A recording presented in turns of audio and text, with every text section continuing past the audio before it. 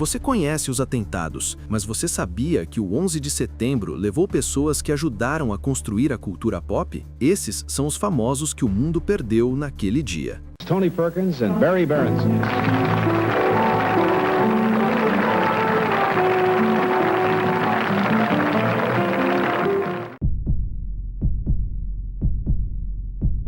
Barry Berenson nasceu em 1948 em Manhattan. A avó era Elsa Schiaparelli, a maior rival de Coco Chanel nos anos 30, a mulher que vestiu Marlene Dietrich e inventou o rosa shocking. A irmã Marisa virou modelo e atriz famosa, uma das mais reconhecidas de sua geração. Começou como fotógrafa. Em 1973, suas fotos já estavam na Vogue, Life, Glamour e Newsweek. Depois veio o cinema. Cat People, Winter Kills e Remember My Name, este último ao lado do próprio marido, Anthony Perkins, o Norman Bates de Psicose. Quando se encontraram, ele disse que era gay. Ela admitiu. Ele me disse e simplesmente não registrou. Casaram em 1973. Tiveram 2 filhos. Oz Perkins começou como ator, ainda criança. Interpretou o Norman Bates mais novo em Psicose 2. Décadas depois, virou diretor e assinou Long Legs e O Macaco. Isso depois de uma longa história no cinema e na TV. Você deve lembrar dele em Legalmente Loira.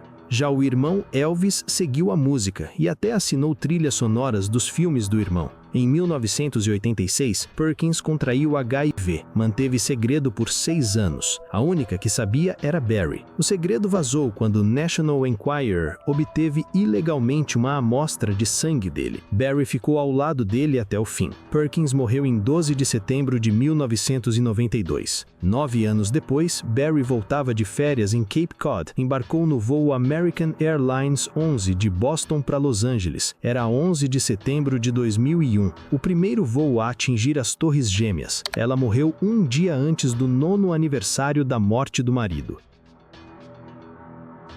David Angel for Cheers Old Flames NBC.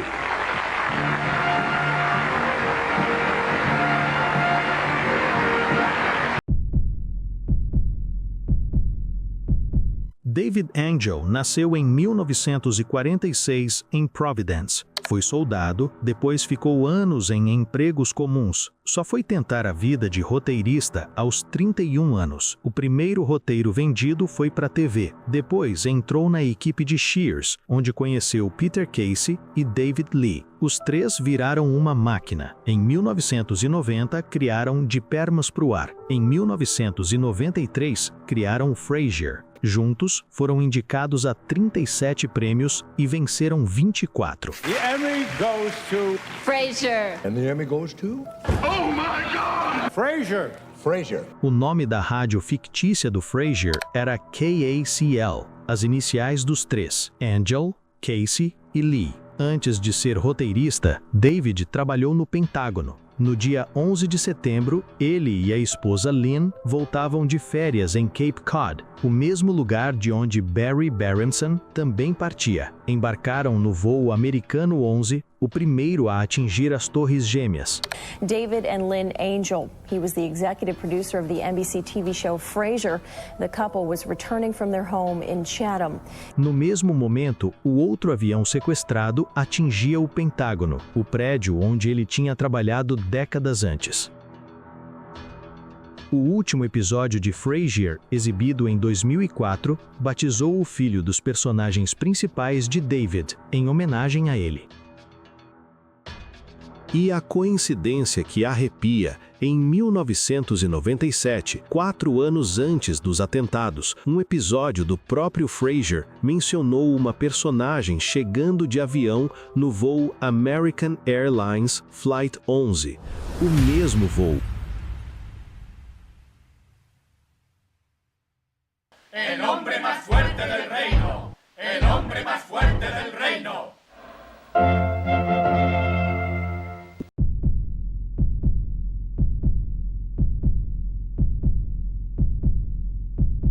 Keith Glasgow nasceu em 1962 em São Francisco. Desde jovem, era uma força da natureza. Quase 2 metros de altura, jogador de futebol americano na faculdade. Depois da universidade, foi chamado para treinar com o New York Jets. A lesão cortou o sonho. Foi jogar profissionalmente na Itália por 1 ano e voltou sem destino fixo. Então veio a atuação. Em 1994, apareceu no filme O Profissional, ao lado de Jean Reno e Natalie Portman. Interpretou Benny. Entra aqui!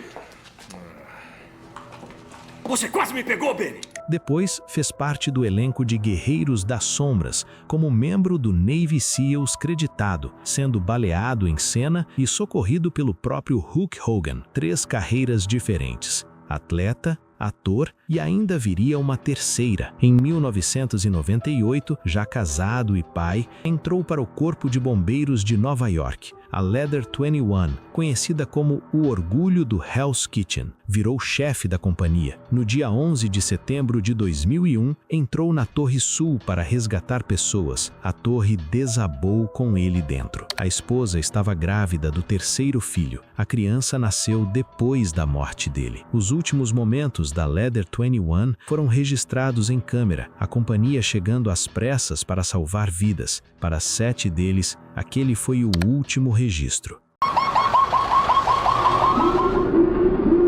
Keith Glasgow foi um dos mais de 300 heróis bombeiros que perderam a vida nessa tragédia, assim como o pai do ator Pete Davidson, que era da Leather 118, companhia registrada na foto mais icônica do 11 de setembro, correndo a todo vapor em direção às torres. Those numbers on your arm. Oh, that's the date my dad died. He was a fireman. Died in a fire 17 years ago. Barbara Olson, a conservative commentator and attorney, was on board the hijacked Boeing 747 that slammed into the Pentagon.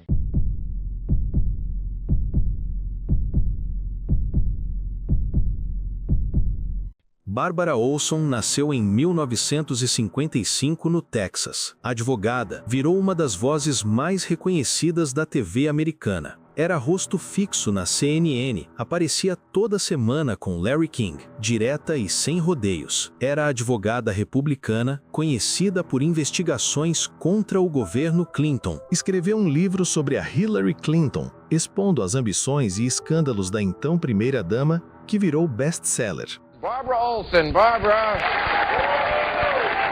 Hey, how are you? Thank you for coming back. There you go, sorry.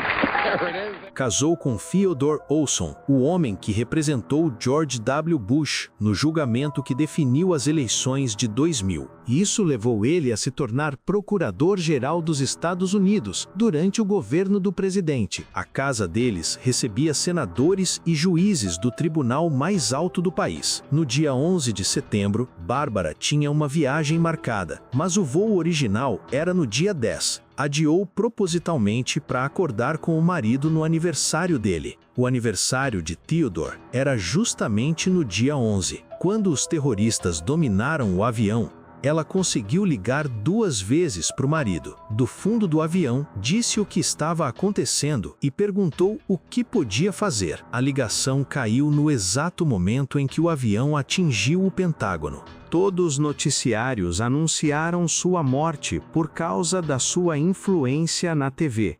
One of the first pieces of shocking news to come out of those hijackings, after we dealt with the fact of them themselves, was that Barbara Olson was on one of those airplanes that had been hijacked, one that was driven into the Pentagon. Bárbara havia escrito um livro sobre os bastidores do governo Clinton, The Final Days. Foi publicado apenas 2 semanas depois do 11 de setembro.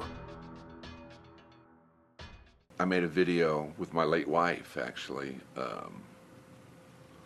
for Van Halen.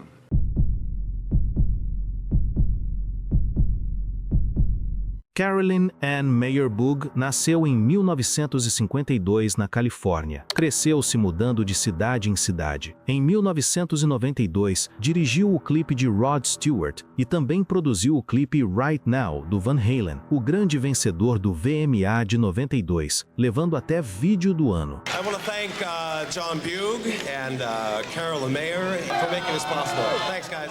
Este clipe saiu pela Warner Bros., mesma gravadora onde seu marido, John Bug, foi chefe de serviços criativos, responsável pela produção cinematográfica da gravadora, creditado em sucessos como Take On Me, do A-ha, que varreu os prêmios no MTV VMA.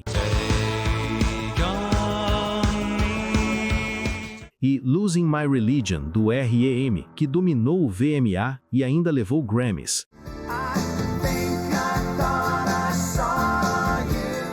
Tendo sido envolvido antes, quando era da A&M Records, nos lançamentos dos discos e do filme Queimando Tudo, do Cheech and Chong. A criatividade nesses clipes e em muitos outros, como Dreams, do Van Halen, que os dois produziram juntos, mostra o quanto esse casal era uma força criativa sem igual na indústria. My name's John Bug, I'm one of the producers. Carolyn se tornou vice-presidente sênior do Walt Disney Records em 1995, cargo que ocupou até 1998, período em que a gravadora lançou as trilhas sonoras de Toy Story, O Corcunda de Notre Dame, 101 Dálmatas, Hércules e Mulan. Em 1998, largou tudo para ser mãe. Passou 3 anos escrevendo um livro infantil, A História da Arca de Noé, contada pela esposa de Noé. Em setembro de 2001, o livro ficou pronto. Viajou à costa leste para deixar as filhas gêmeas na Escola de Design de Rhode Island. Na volta, embarcou com a própria mãe, de 75 anos, no voo americano 11. Os restos mortais de Carolyn e da mãe jamais foram encontrados.